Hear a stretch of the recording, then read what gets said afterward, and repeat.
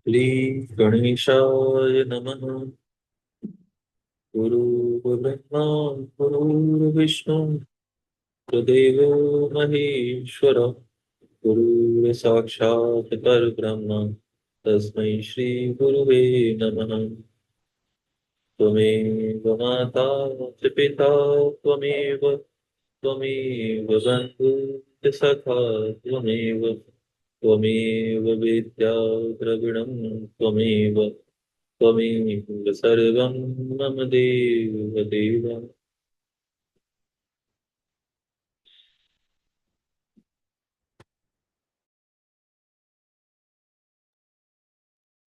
यहाँ से 41वां अध्याय प्रारंभ होता है।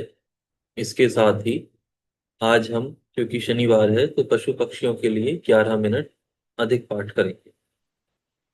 ये इस 41 अध्याय में बताया गया है, शंखचूड़ का रूप धारण कर भगवान विष्णु के द्वारा तुलसी के शील का हरण, तुलसी द्वारा भगवान विष्णु को पाषाण होने का शाप देना, शंकर जी द्वारा तुलसी को सांत्वना, शंख, तुलसी, गंडकी एवं शालग्राम की उत्पत्ति तथा महात्म्य की कथा का वर्णन किया गया है।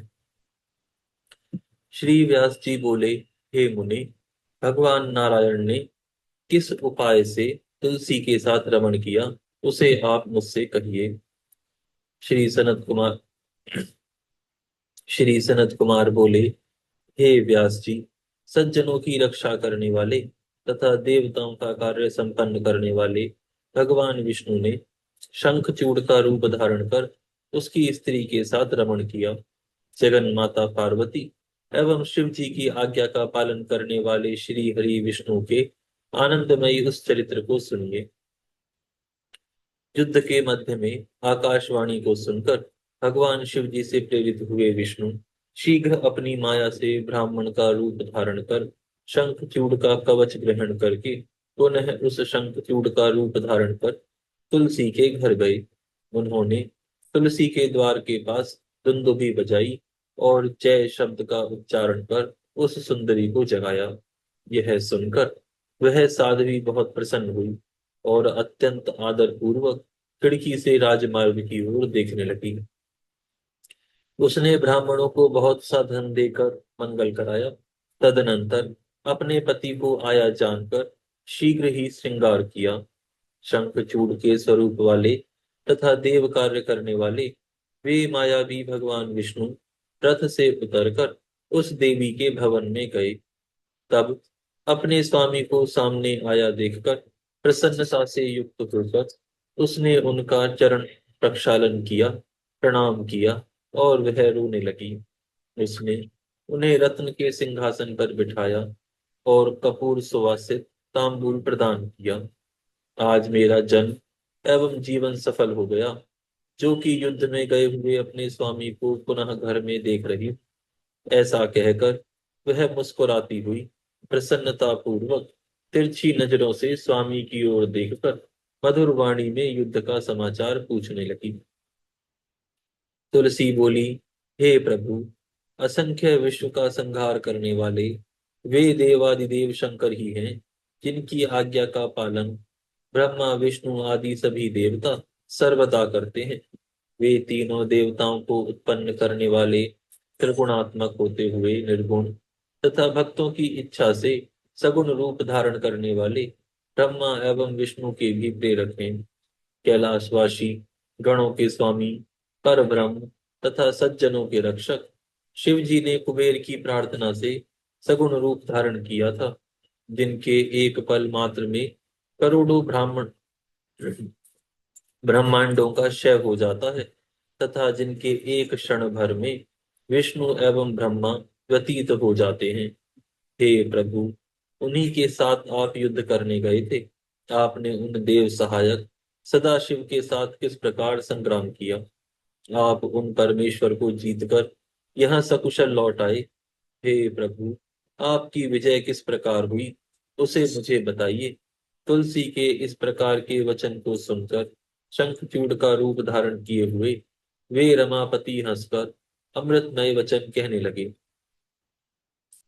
श्री भगवान बोले, जब युद्ध प्रिय जब युद्ध प्रिय मैं समर भूमि में गया, उस समय महान कोलाहल होने लगा और महाभयंकर युद्ध आरंभ हो गया। विजय की कामना वाले देवता तथा दानव दोनों का युद्ध होने लगा। उसमें बल से दर्पित देवताओं ने दैत्यों को पराजित कर दिया।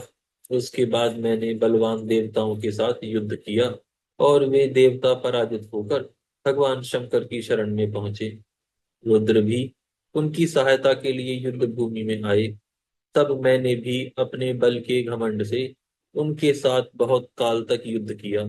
हे प्रिय, इस प्रकार हम दोनों का युद्ध वर्ष पर्यंत होता रहा, जिसमें हे कामिनी सभी असुरों का विनाश हो गया। तब स्वयं ब्रह्मा जी ने हम दोनों में प्रीति करा दी और मैंने उनके कहने से देवताओं का सारा अधिकार उन्हें सौंप दिया। इसके बाद मैं अपने घर लौट आया और शिव जी शिवलोक को चले गए। इस प्रकार सारा उपद्रव शांत हो गया और सब लोग सुखी हो गए। श्री सनत कुमार बोले, ऐसा कहकर जगतपति रमानाथ ने शयन किया और रमा से रमापति के समान प्रसन्नता पूर्वक उसके साथ रमण किया। उस साध्वी ने प्रतिकाल में सुख, भाव, आकर्षण, भेद देखकर सारी बातें जान ली और उसने कहा, तुम कौन हो? तुलसी बोली, तुम शीघ्र मुझे बताओ कि तुम कौन हो। तुमने मेरे साथ कपट किया और मेरे सतत्व को नष्ट किया है, अतः मैं तुमको शाप देती हूँ। श्री सनत कुमार बोले, हे व्यास जी, तुलसी का वचन सुनकर भगवान विष्णु ने शाप के भय से लीला पूर्वक अपनी अत्यंत मनोहर मूर्ति धारण कर ली। उस रूप को देखकर और चिन्ह से उन्हें विष्णु जानकर तथा उनसे पतिव्रत भंग होने के कारण कुपित होकर वह तुलसी उनसे कहने लगी। तुलसी बोली, हे विष्णु, आप में थोड़ी सी भी दया नहीं है। आपका मन पाषाण के समान है। मेरे पतिव्रत भंग को मेरे पतिव्रत को भंग कर आपने मेरे स्वामी का वध कर दिया। आप पाषाण के समान अत्यंत निर्दय एवं खल हैं। अतः मेरे शाप से आप इस समय पाषाण हो जाइए। जो लोग आपको दया सागर कहते हैं, वे भ्रम में पड़े हैं, इसमें संदेह नहीं है। आपने बिना अपराध के दूसरे के निमित्त अपने ही भक्त का वध क्यों करवाया? श्री सनत कुमार बोले, हे व्यास जी, ऐसा कहकर शंखचूड़ की प्रिय पत्नी तुलसी शोक से विकल हो रोने लगी और बार बार बहुत विलाप करने लगी। तब उसे रोती हुई देखकर परमेश्वर विष्णु ने भगवान शिव का स्मरण किया, जिनसे संसार मोहित है। तब भक्त वत्सल भगवान शंकर वहां प्रकट हो गए। श्री विष्णु ने उन्हें प्रणाम किया और बड़े विनय के साथ उनकी स्तुति की। भगवान विष्णु को शोकाकुल तथा शंखचूड़ की पत्नी का विलाप करती हुई देखकर भगवान शंकर ने नीति से भगवान विष्णु तथा उस दुखिया को समझाया। शिव जी बोले, हे तुलसी, मत रो। व्यक्ति को अपने कर्म का फल भोगना ही पड़ता है। इस कर्म सागर संसार में कोई किसी को सुख अथवा दुख देने वाला नहीं है। अब तुम उपस्थित इस दुख को दूर करने का उपाय सुनो। एवं विष्णु जी, आप भी इसे सुने।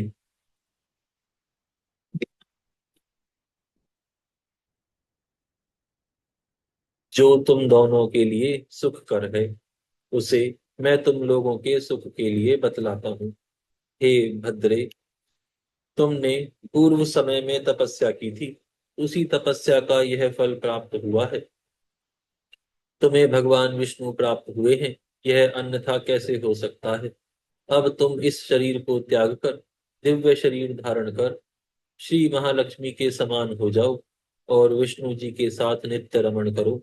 तुम्हारी यह छोड़ी हुई काया एक नदी के रूप में परिवर्तित होगी और वह भारत में पुण्य स्वरूपिणी गंडकी नाम से विख्यात होगी।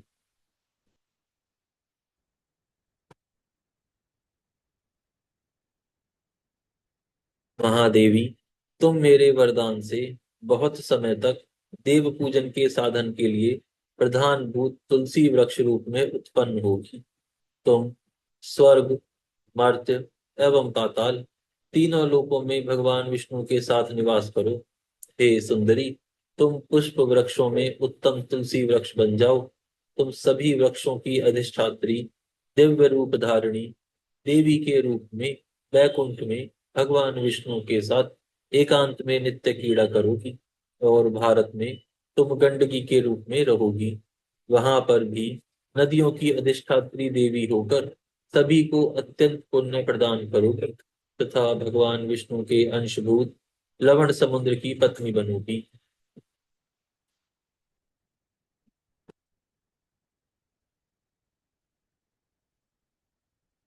भारत में उसी गंडकी के किनारे ये विष्णु भी तुम्हारे श्राप से पाषाण रूप में स्थित होंगे। वहां पर तीखे दांत वाले तथा भयंकर करोड़ों कीड़े उन शिलाओं को काटकर उसके छिद्र में भगवान विष्णु के चक्र का निर्माण करेंगे।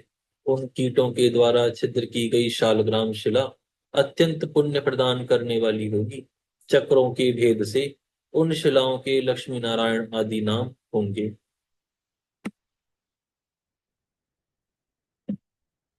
उस शालग्राम शिला से जो लोग मुझ जो लोग आप तुलसी का संयोग कराएंगे उन्हें अत्यंत पुण्य प्राप्त होगा। हे भद्रे, जो शालग्राम शिला से तुलसी पत्र को अलग करेगा दूसरे जन्म में उसका स्त्री से वियोग होगा। जो शंख से तुलसी पत्र का विच्छेद करेगा वह 7 जन्म पर्यंत भार्याहीन रहेगा तथा रोगी रहेगा। इस प्रकार जो महाज्ञानी शालग्राम शिला तुलसी तथा शंख को एक स्थान पर रखेगा वह श्री हरि का प्रिय होगा। तुम एक मनवंतर पर्यंत शंखचूड़ की पत्नी रही। शंखचूड़ के साथ यह तुम्हारा वियोग केवल इसी समय तुम्हें दुख देने के लिए हुआ है। श्री सनत कुमार बोले, हे व्यास जी, ऐसा कहकर शंकर जी ने शालग्राम शिला तथा तुलसी के महान पुण्य देने वाले महात्म्य का वर्णन किया।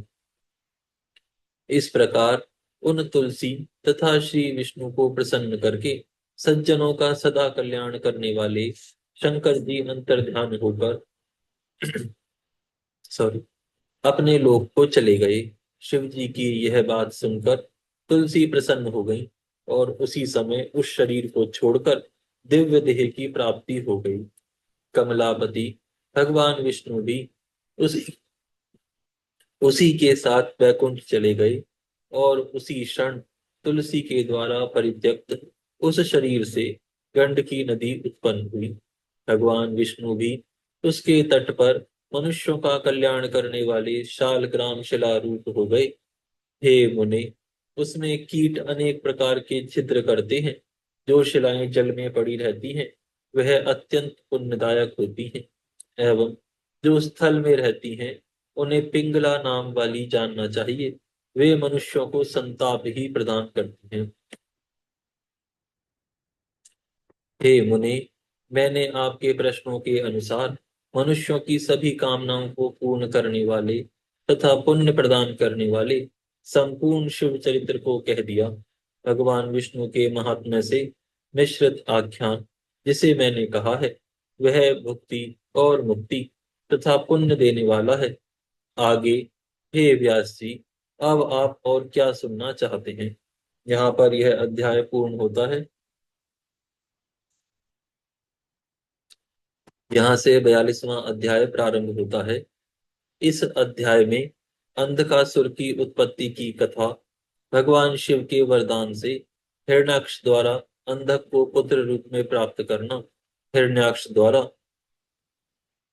पृथ्वी को पाताल लोक में ले जाना, भगवान विष्णु द्वारा वाराह रूप धारण कर हिरण्याक्ष का वध कर पृथ्वी को यथास्थान स्थापित करने का वर्णन किया गया है। श्री नारद जी बोले, शंखचूड़ के वध से संबंध महादेव जी के चरित्र को सुनकर मैं उसी प्रकार तृप्त नहीं हो रहा हूँ जिस प्रकार कोई व्यक्ति अमृत का पान कर तृप्त नहीं होता। इसीलिए हे ब्राह्मण, माया का आश्रय लेकर भक्तों को आनंद प्रदान करने वाली उत्तम लीला करने वाले उन महात्मा महेश का जो चरित है उसे आप मुझसे कहिए। ब्रह्मा जी बोले, शंखचूड़ का वध सुनने के पश्चात सत्यवती सुत व्यास जी ने ब्रह्मापुत्र मुनीश्वर सनत कुमार से यही बात पूछी थी। व्यास जी की प्रशंसा करके सनत कुमार ने मंगलदायक महेश्वर चरित्र को कहा था। श्री सनत कुमार बोले, हे व्यास जी, आप भगवान शंकर जी के मंगलदायक उस चरित्र को सुनिए जिसमें अंधक ने परमात्मा शंकर के गणपति गणपत्य पद को प्राप्त किया था। हे मुनीश्वर, पहले तो उसने शंकर जी से घोर युद्ध किया, उसके बाद अपने सात्विक भाव से बारंबार उन्हें प्रसन्न किया। शरणागतों की रक्षा करने वाले, परम भक्त वत्सल तथा नाना प्रकार की लीला करने वाले शंकर जी का महात्म्य अद्भुत है। शंकर जी के इस प्रकार के महात्म्य को सुनकर सत्यवती सुत व्यास जी ने मुनीश्वर सनत कुमार जी को प्रणाम किया। फिर भक्ति भाव से विनम्र हो ब्रह्मपुत्र मुनीश्वर से महान अर्थपूर्ण वाणी में कहा। श्री व्यास जी बोले, हे भगवान, हे मुनीश्वर, यह अंधक कौन था? इस पृथ्वी पर उसने किसके वंश में जन्म लिया? वह किस कारण से इतना बलवान था, महात्मा हुआ, तथा वह किस नाम वाला तथा किसका पुत्र था? हे भगवान ब्रह्मपुत्र, अब आप इन सारे रहस्यों का वर्णन कीजिए। वैसे तो अनंत ज्ञान संपन्न महेश पुत्र स्कंद के द्वारा मैं इन बातों को जानता हूँ। महातेजस्वी भगवान शंकर की कृपा से उन्होंने गाणपत्य पद को किस प्रकार प्राप्त किया? वस्तुतः वह अंधक महाधन्य है जो उसे गाणपत्य प्राप्ति हुई। ब्रह्मा जी बोले, हे नारद, व्यास जी के इस प्रकार के वचन को सुनकर ब्रह्मपुत्र सनत कुमार ने महामंगलदायक शिव जी के चरित्र को सुनने की इच्छा रखने वाले शुकदेव जी के पिता व्यास जी से कहा। श्री सनत कुमार बोले, किसी समय देव सम्राट भक्तवत्सल भगवान शंकर अपने गणों तथा देवी पार्वती को साथ लेकर कैलाश से विहार करने के लिए काशी आए। उन्होंने काशी को अपनी राजधानी बनाया, भगवान भैरव को उसका रक्षक नियुक्त किया तथा देवी पार्वती के साथ मनुष्यों को आनंद देने वाली नाना प्रकार की लीलाएं करने लगे। किसी समय वरदान के कारण वे अपने गणों के साथ मंदराचल पर गए और वहां पर देवी पार्वती के साथ विहार करने में प्रवृत्त हो गए। उसके बाद देवी पार्वती ने नम्र कीड़ा यानी प्रेम परिहास करते हुए मंदराचल पर पूर्व दिशा की ओर मुख करके बैठे हुए चंड पराक्रम वाले सदाशिव के नेत्र लीला पूर्वक बंद कर दिए। मूंगे तथा स्वर्ण कमल की कांति से युक्त अपनी दोनों भुजाओं से जब देवी पार्वती ने उनके नेत्र बंद कर दिए, तब शिव जी के नेत्रों के बंद हो जाने पर क्षण भर में घोर अंधकार छा गया। तब सदाशिव के ललाट का स्पर्श करते ही उनके ललाट पर स्थित अग्नि की उष्णता से देवी पार्वती के दोनों हाथों से श्वेत बिंदु टपकने लगे। तब उससे एक बालक उत्पन्न हुआ जो भयंकर विकराल मुख विकराल मुख वाला, महाक्रोधी, कृतघ्न, अंधा, जटाधारी, कृष्ण वर्ण वाला, कुरूप, मनुष्य से भिन्न स्वरूप वाला, विकृत तथा बहुत रोमों से युक्त था। उत्पन्न होते ही उसने गाना, हंसना, नाचना, रोना तथा जीभ चाटना प्रारंभ किया और वह महाघोर शब्द करने लगा। विचित्र दर्शन वाले उस बालक के उत्पन्न होते ही शंकर जी ने गौरी से हंसते हुए कहा। श्री महेश बोले, हे प्रिय, तुमने मेरे नेत्रों को बंद कर जो कर्म किया है, अब उससे भयभीत क्यों हो रही हो? महादेव जी के इस वचन को सुनकर हंसती हुई देवी गौरी ने उनके नेत्रों को छोड़ दिया। तब प्रकाश हो जाने पर वह अंधा पुरुष अंधकार से भी अधिक घोर रूप वाला हो गया। तब इस प्रकार के रूप वाले उस पुरुष को देखकर देवी गौरी ने भगवान महेश्वर से पूछा। देवी गौरी बोली, हे भगवान, हम दोनों के सामने यह घोर, भयंकर तथा विकृताकार कौन उत्पन्न हो गया है? आप मुझसे सत्य कहिए, किस कारण से तथा किसने इसकी सृष्टि की है? यह किसका पुत्र है? श्री सनत कुमार बोले, लीला करने वाले एवं अंधक को उत्पन्न करने वाले भगवान शंकर ने लीला करने वाली त्रिजगत जननी प्रिया पार्वती की बात सुनकर हंसते हुए कहा।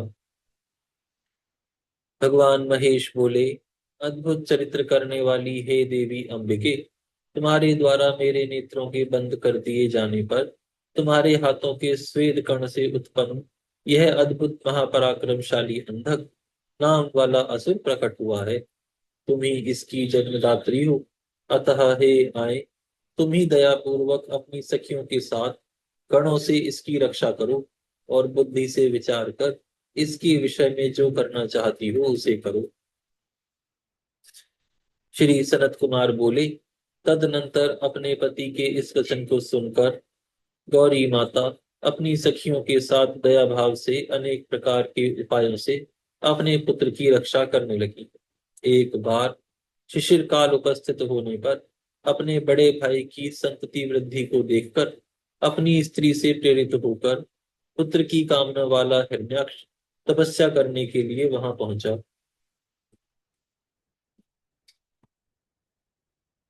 वह कश्यप पुत्र असुर वन का आश्रय लेकर क्रोध आदि दोषों को जीतकर पुत्र प्राप्ति के निमित्त काष्ठ के समान स्थिर होकर भगवान शंकर जी के दर्शन हेतु तप करने लगा। हे द्विजेंद्र, तब उसकी तपस्या से पूर्ण रूप से प्रसन्न होकर शंकर जी वर देने के लिए गए। उस स्थान पर आकर वे वृषभध्वज महेश उस दैत्य श्रेष्ठ से पूछे।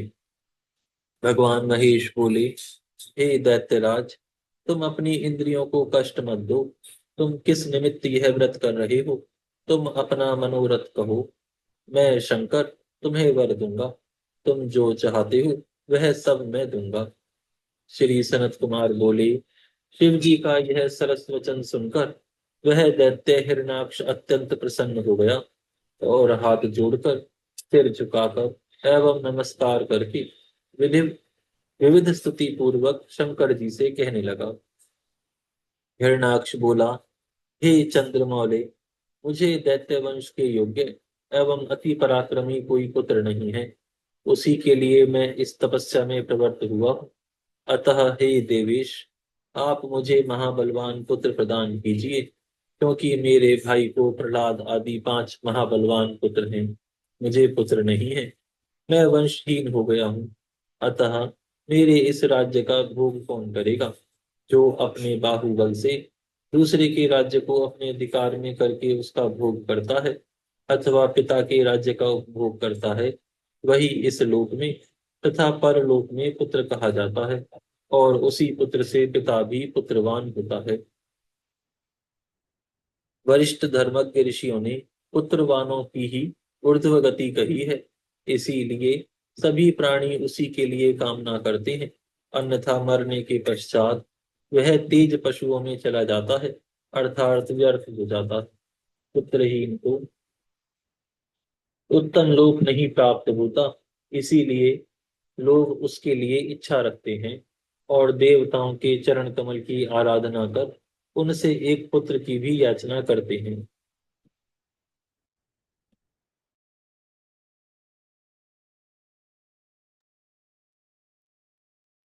श्री सनत कुमार बोले, तब कृपालु भगवान शंकर दैत्यराज के उस वचन को सुनकर प्रसन्न हो गए और उससे बोले, हे दैत्यराज, यद्यपि तुम्हारे से पुत्र उत्पन्न नहीं होगा, फिर भी मैं तुम्हें पुत्र प्रदान करता हूँ।